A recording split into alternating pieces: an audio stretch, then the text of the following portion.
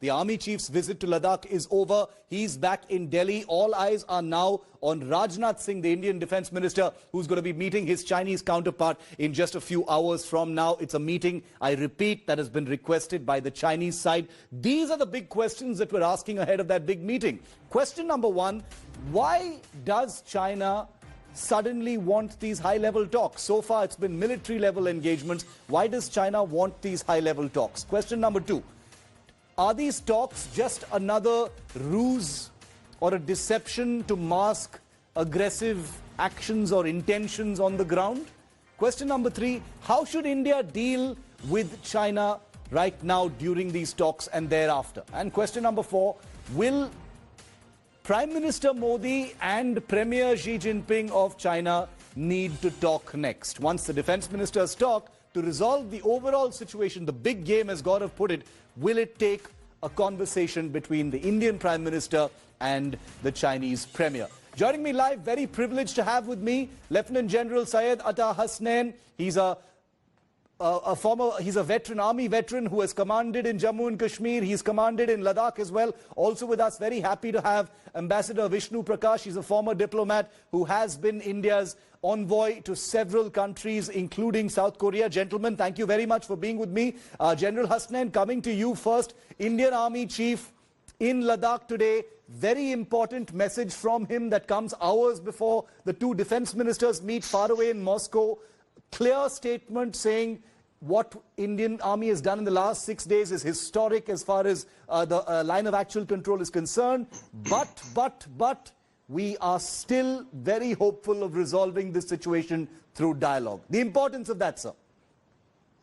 Thank you very much.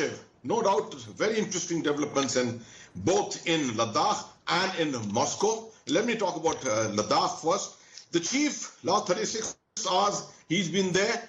Obviously, he's gone to visit, give a shabashi to his troops and his commanders on the ground, get a ground picture very clear in his mind before he comes back and briefs the political leadership. Very importantly, the situation which has emerged in Ladakh in the last 6 days puts the chief in a position of advantage to be able to speak with greater confidence. What is one thing which we have to notice in this is that it has taken a little time for India. It has taken a little time for the Indian Army, but this time has been utilized well. We have thought deeply about it. We have entrenched ourselves. We have brought the right amount of troops there. The equipment is there, and I dare say that a degree of projection through media also has taken place. All this puts India in a position of advantage, which is what the chief is conveying through his words also. Very correctly, what the chief is resorting to in military terms is what is called maneuver philosophy. It is the maneuver which is working in the mountains here. There is no option being left out. There is every action being taken to put yourself at a position of advantage against the enemy's weaknesses. And you notice here, he's spoken hard, strong words. At the same time, he's been precatory about this whole thing to make sure he's talking about talks. Yes. That those talks are still very, very important.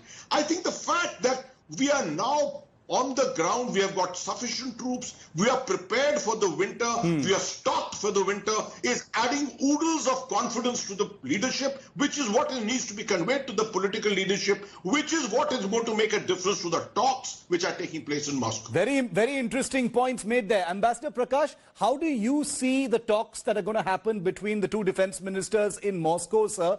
There have been occasions in the past where China has very clearly extended a hand for talks while at the same time continuing with its aggressive hostile actions in Ladakh or elsewhere. Do you see this as another example of that? How hopeful should India be, sir? Well, you are right. This is very much a part of the Chinese playbook. I can do no better than go back to 1959 when Zhou Enlai went through the motions of talking when China had already started preparations for the 1962 conflict. Those were the days where movement of logistical equipment, etc., was difficult. So that is standard China. Yes. I mean, this is one country which held informal summits with Prime Minister, made all the statements, and then did what they did. And since May, we see that they have used the talks to basically fortify themselves, exactly, further their their game plan that they have. Yes, why talks? Two reasons. One, we are a believer in talks. We have hitherto solved all the difficulties or most of the difficulties with talks. But the problem, Shiv, is that while for the democratic world, conflict begins where diplomacy fails. Yes. For China, conflict is a tool of diplomacy. And for them, talks and conflict go hand in hand. Very interesting. The change which my colleague General Hasnain is mentioning and you have also been speaking about is that we are now also showing our intent. Yes. That we are talking from or can talk from a position of strength. And that is what China understands because they believe in a comparative national power. Yes. Yes. And comprehensive national power. And if our talks are accompanied by an ability or demonstrates the ability of inflicting a cost on them, the talks will be meaningful.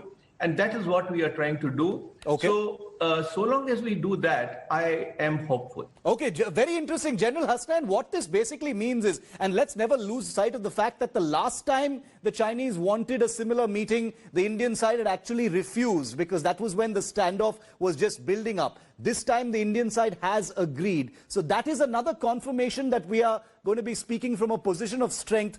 Does this also mean that the talks themselves could be qualitatively different from past talks that we've had? Because we're speaking with something in our hand, General Hasnain. There is no doubt about that, Shiv. When you speak from a position of strength, obviously you speak from a position of confidence. Yeah. And you're conveying the right message. These talks are all about the right projection. You're talking about situations which could emanate in the future and how realistic those situations can be. If you're talking with a hollow background, if you're talking with hollowness in your capability, obviously the adversary is not going to believe you. He's not going to be a very credible kind of a conveyance of your capability. Now, with demonstrated capability in the Chushul Bowl and all along in other places, the political confidence which seems to be emanating from Delhi, obviously being picked up by diplomatic circles within Beijing, would automatically have conveyed very clearly that there is a clear intent in India and they're not going to back down at all. So these talks obviously at every level, at the tactical level of the brigade commander, at the corps commander level, and at the diplomatic level and the political level is going to be of a different nature now. Very interesting. Ambassador Prakash, speaking of specifics, and we have the privilege of having minds like the both of you here on this show. You've been an ambassador. You've been privy to how countries prepare for bilateral discussions of this kind. I want to ask you that question, sir. The Indian Army says we've started doing things differently. The rules of engagement have suddenly changed in the last 6 days. Could that also be happening at the diplomatic level, sir? That it's no longer being done in the same sort of way? Shiv, one does not exclude the other. Diplomacy, the military might, the political decision making, they all go in hand and they reinforce each other. Now, and it's not that we have changed our posture overnight. Yes. What we learned recently was that after the 15th, 16th June night, India had activated its naval assets. Yes. And one of our vessels, warships, was in South China Sea. Yes. The others were in the Indian Ocean near the Malacca Straits. So while we may not know publicly what is going on, clearly India is doing what needs to be done, basically to carry the message to China that, look, we are always there for a dialogue. We do not want difficulties. We do not want conflict.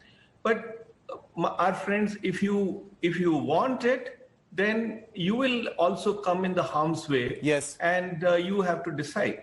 And it reminds me of what Gandhiji used to say, that non-violence is not an instrument for the weak. Yes. He would say, if you're weak, do not follow non-violence. Absolutely. If you're strong, then follow non-violence, and that will be effective. Very, very interesting. Last couple of questions to you both, gentlemen. General Hasnain, to you first.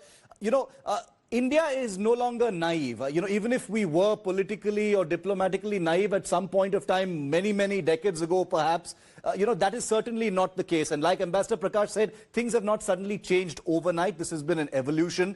We are not in denial about China's intentions.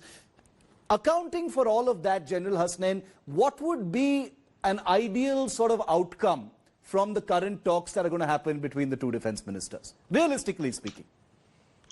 Realistically speaking, see, Shiv, I would be unrealistic if I said that from Moscow you're going to get an outcome, you're going to get a result on the ground, going back to status quo ante, etc. No. Yeah. Moscow will be the trendsetter, a creator of perhaps a better environment if Mr. Rajnath comes back with a handshake, with a little more confident handshake, a handshake which is not an awkward kind of a handshake with his counterpart from China. That will convey the right message diplomatically. And I think this process is going to take another 6 weeks to 8 weeks at least through the winter, up till the onset of winter.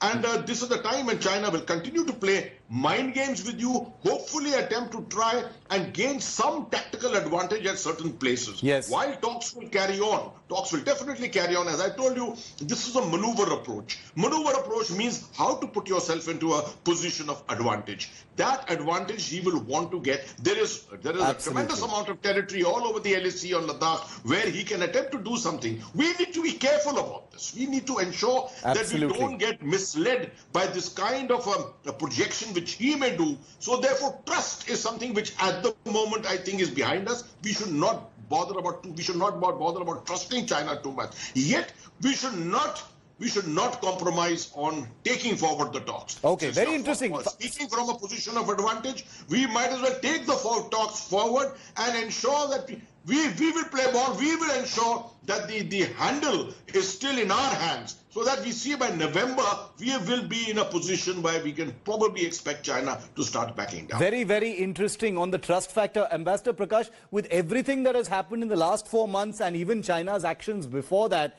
is there any risk of India being misled in any way during these talks? And also, very quickly, what is the minimum that India should expect in terms of outcomes? I don't want to say takeaways or breakthroughs of any kind, but what should India be satisfied with in these talks, sir? Very simple. As far as the latter bit is concerned, restoration of status quo ante. That is, it is very clear. They have been engaging in salami slicing. Those times are over.